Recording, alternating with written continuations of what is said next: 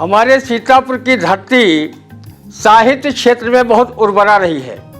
यहाँ पर समय समय पर कवियों ने अपने कविताओं के माध्यम से देश और समाज का मार्गदर्शन किया है। वहीं उर्दू के शायर भी यहाँ कम नहीं हुए हैं जिनकी चर्चा पूरे देश में होती है। और यहाँ प्रतिभाशाली बच्चों की भी कमी नहीं है।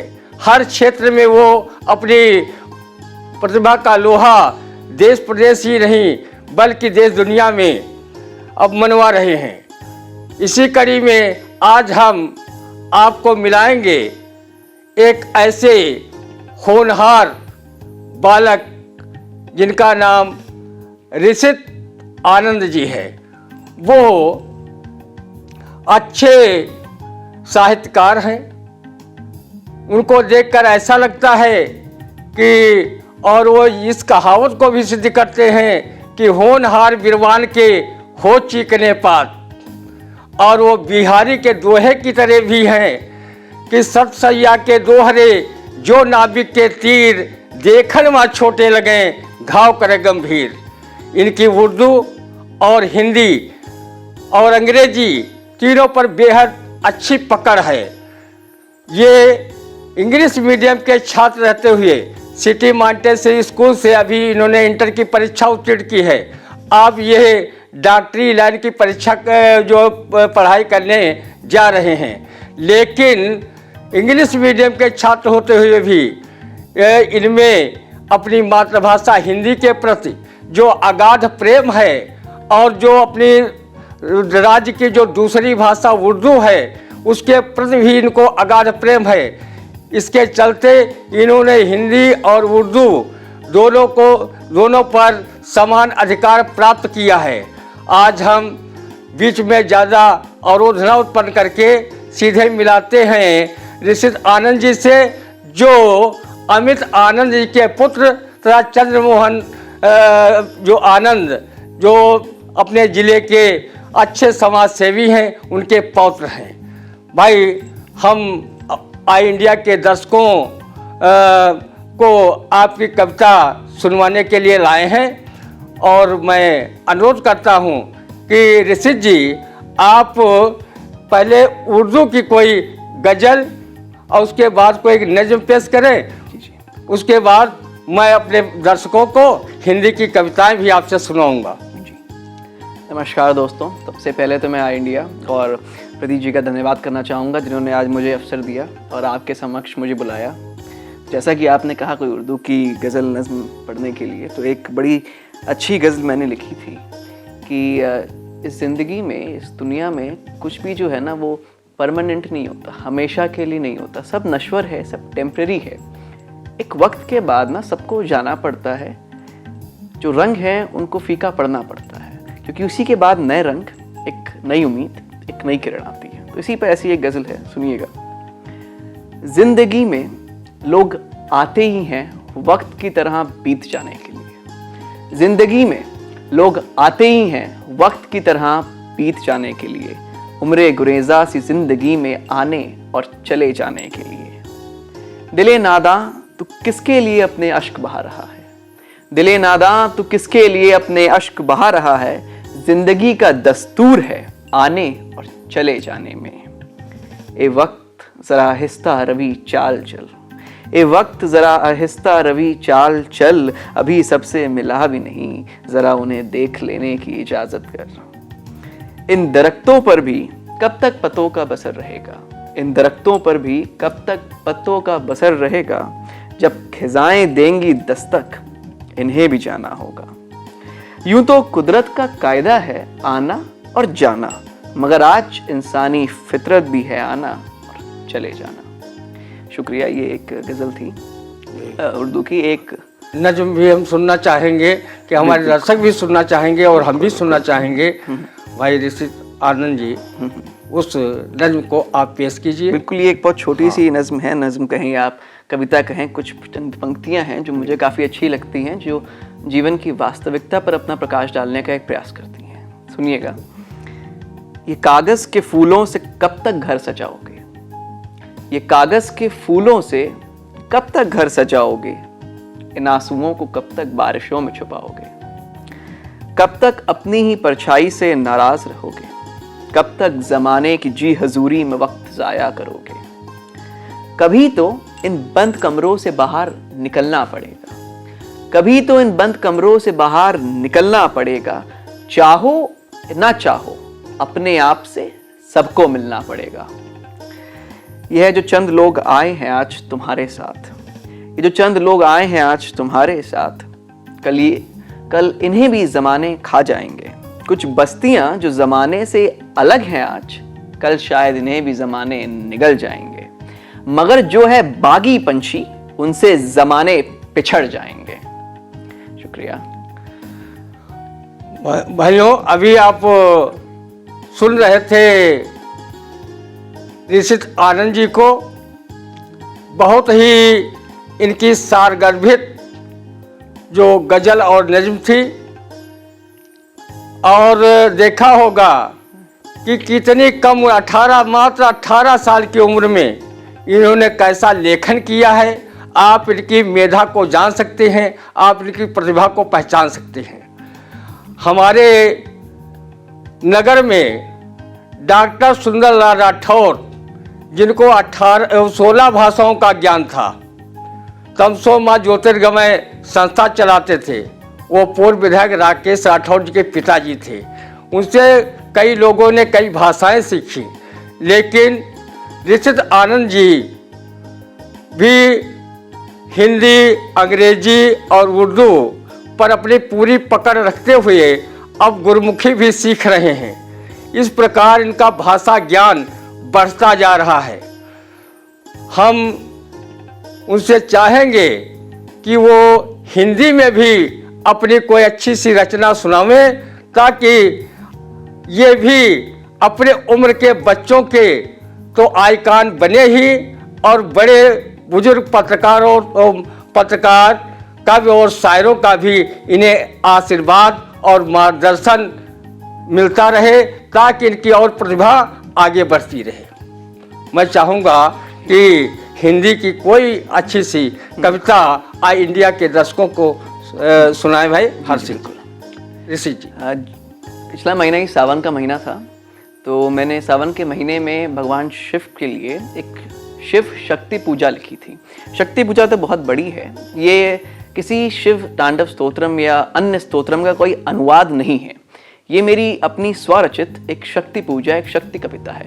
उसकी कुछ पंक्तियां आज मैं आपसे साझा करता हूं। सदाशिव की ज्योति जग संहार के बाद भी चलती है, प्रखर प्रकाश से जिनके जग में हर एक पुण्य ज्योति चलती है।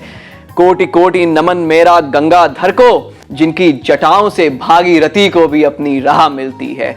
अनुराग आशीष से जिनके रवि रश्मियों को गति मिलती है। कोटि कोटि नमन मेरा चंद्रशेखर को, शशांक लिए अपना सारा तेज जिनके शीश पर विराजमान है। नागराज वासुकी भी जिनके कंठ का हार हैं।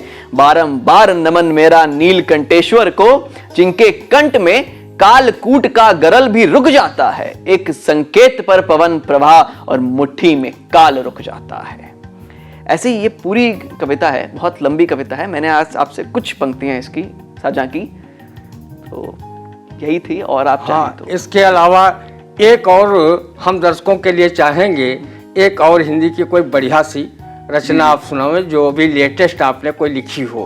हाँ जी बिल्कुल। एक गजल है, एक और अच्छी सी, अगर आप कहें तो बहुत ही शानदार गजल है, उर्दू की है और अच्छी बात है। तो आपको सुन के अच्छा लगेगा। थोड़ा समझने की कोशिश करिएगा। कुछ शब्द हैं, मैं आपको बताने का उनका मतलब भी बताने की कोशिश करूंगा। चश्मे तर का मतलब मैं बता दूं। चश्मे तर वो होता है जिसकी आंखें थोड़ी नम होती हैं, थोड़ा सा उसने दुनिया देख रखी होती है, हल्का परेशान होता है, आंखें में उसकी हल्की नमी होती है। तो वहीं से ये कविता, ये गजल एक्चुअली स्टार्ट होती है। चश्मे तर को न तुम अपनी नसीहतें दो, चश्मे तर को न तुम अपनी नसीहतें दो, वो हर अंदाजे हुरूफ से वाकिफ है। यानी कि जिसकी आंखें नम हैं उसको सलाहें मत दो, वो हर अल्फाजों के खेल अब जान चुका है, समझ चुका है। चश्मे तर को न तुम अपनी नसीहतें दो, वो हर अंदाजे हुरूफ से वाकिफ है। ये जो अश्क है मेरे निगाह व दिल के, हिस्सा है ये भी मेरे पुराने एक लिबास का। ये जो चंद लोग आए हैं बहलाने दिल मेरा, जानता हूं मैं हरेक हदेक कमाल खेल इनका। ये अंधेरी रात गम की बीत जाने दो, इन आंसुओं को मोतियों की तरह बह जाने दो। कल फिर फलक में एक नया आफताब होगा, कल फिर फलक में एक नया आफताब, एक नया सूरज, एक नई उम्मीद, एक नया आफताब होगा। इन अंधेरों की जगह रोशनियों का जजीरा होगा। फिलहाल मुझे इस रात में अकेला रहने दो, चंद लम्हों के लिए अपने आप से जूझ लेने दो। शुक्रिया। भैया ऋषि जी, हमारे दर्शक चाहेंगे कि एक आपसे और गजल सुने। अच्छा, इसलिए आप एक गजल सुनाइए। ये एक नज्म है, बहुत खूबसूरत सी मेरे पास। मैं अक्सर कहता हूँ कि जब बदलता है वक्त तो बदल जाता है सब। तो जैसे ही वक्त गुजरता जाता है ना, तो जितने भी रिश्ते नाते होते हैं, दमसाज हमराज, जितने भी रंग होते हैं, कहीं ना कहीं सब फीके पड़ जाते हैं। आप लोग भी कई ऐसे लोगों जानते होंगे जिससे एक समय पे अच्छे ताल्लुकात थे, मगर अब बात भी नहीं होती। तो इसी पर एक नज्म है, सुनिएगा। वक्त यूं ही गुजरता चला गया, वक्त यूं ही गुजरता चला गया, लम्हे यूं ही गुजरते चले गए। पहले खामोशी भी सुना करते थे, अब आवाज के भी मायने नहीं। पहले एहसास को भी समझा करते थे, अब अल्फाज के भी मायने नहीं। पहले दो पल जुदा नहीं और अब मुद्दते दूर तो फर्क नहीं। वक्त यूं ही गुजरता चला गया, लम्हे यूं ही गुजरते चले गए। सर्दियों की नरम धूप भी रूखी लगती है, सर्दियों की नरम धूप भी रूखी लगती है। गर्मियों की नरम छांव भी गर्म लगती है बिना उसके। और आज वो साथ है, फिर भी गुमशुदा एक दिलकश एहसास है। कहीं सर्द के कोहरे में खोया हुआ हमारा खूबसूरत प्यार है। न जाने ये कैसा झूठा ज़ूम है या वक्त का एक मजबूर तकाजा, कि अनजान सा दिखने लगा है वो मुझे, कि अनजान सा दिखने लगा है वो मुझे, कि गुमराह सा दिखने लगा हूं मैं उसे। वक्त यूं ही गुजरता चला गया, लम्हे यूं ही गुजरते चले गए। पहले हर मौसम बसंत का होता था, पहले हर मौसम बसंत का होता था और अब हर रुत पतझड़ सी लगती है।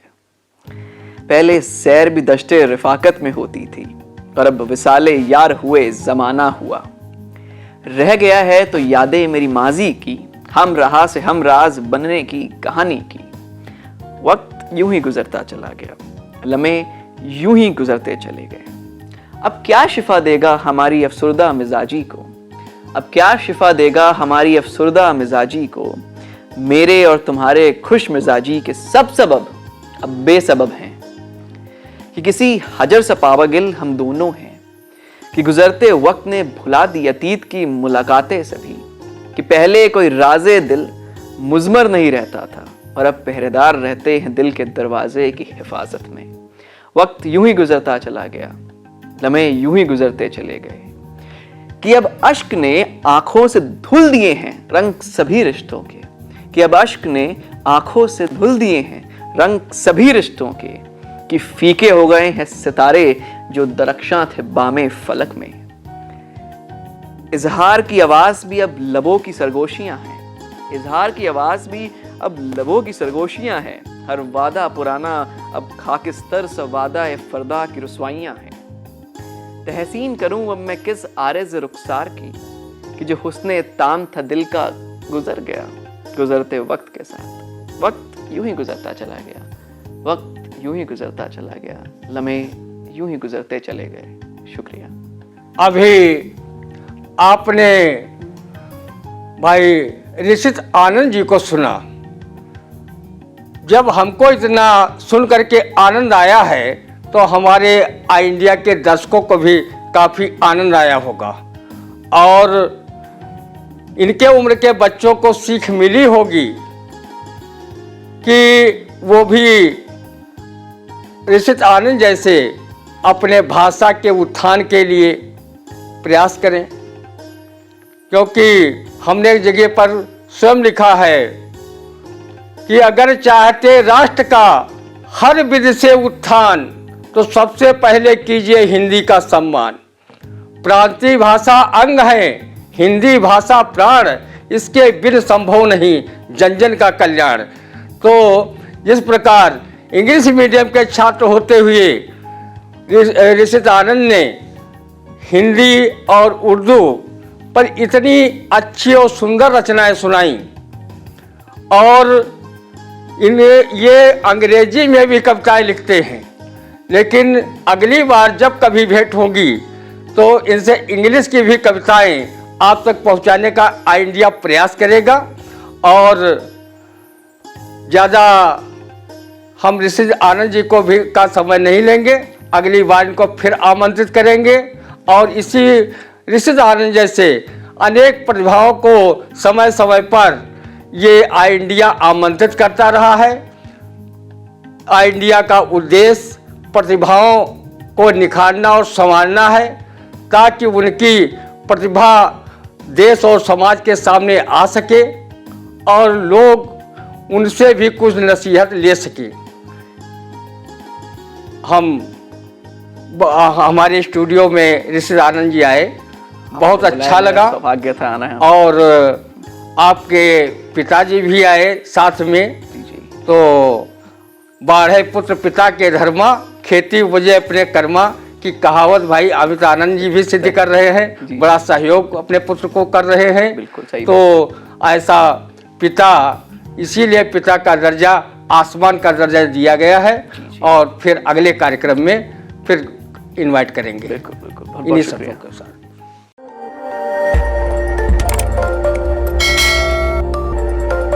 खबर आपकी, नजर हमारी। देखते रहिए आई इंडिया।